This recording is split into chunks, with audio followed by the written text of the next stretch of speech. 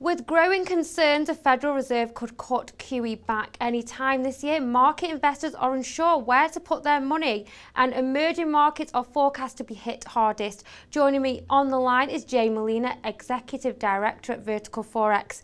Jay, do you expect a Fed pullback, and which currencies will this affect and why? Yeah, it's hard to tell what this event will provoke in the foreign exchange market or Forex until we have access to analyze the upcoming non-farm payroll this week.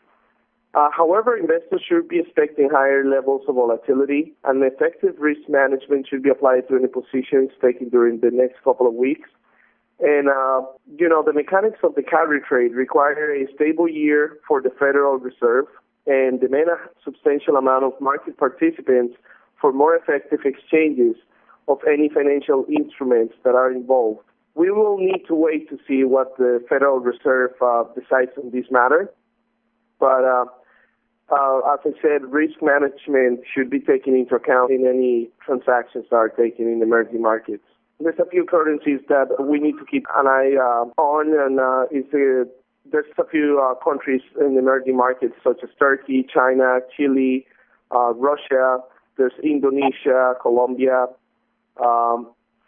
There's India. There's several places that, investors are using to diversify in the emerging markets. And we should be looking at some of the biggest economies in these areas, for example, Mexico or Brazil, which, since the emerging markets, they have a higher risk since there's not that much liquidity available to the investors. So when you have money and massive amounts of capital that are being taken out of the market, the liquidity, there's not as much liquidity, and the markets are not as effective. And what risks will the financial markets face if investors stop investing funds into emerging markets? It really depends on the financial instruments that are involved, because some of the investments that global investors have been making in the emerging markets, they're not easy to get rid of. So if the Federal Reserve makes any further changes and that can affect the markets, the way they function, investors are more likely to face higher risk volatility, which can lead to the strategies that are being used in emerging markets. They need effective liquidity to be able to function properly.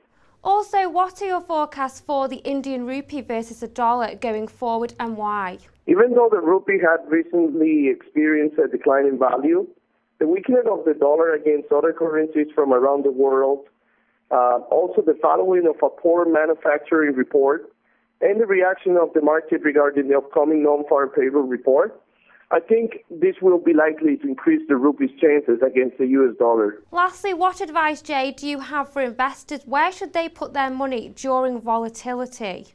During high volatility time periods, investors need to find asset classes that can assist them to diversify against any outstanding positions that they may have in emerging markets, such as they can use investments such as currency investing, fixed income strategies, and low-risk securities.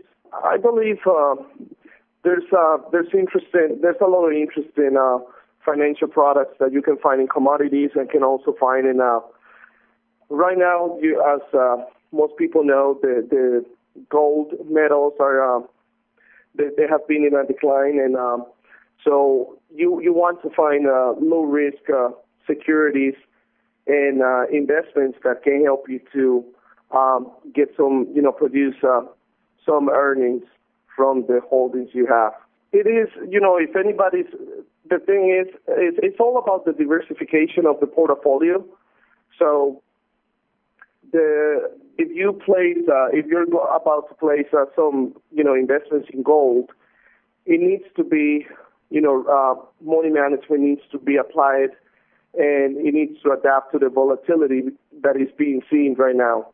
That's all for now, but do check out my Commodities Corner interview tomorrow looking at gold. Goodbye for now.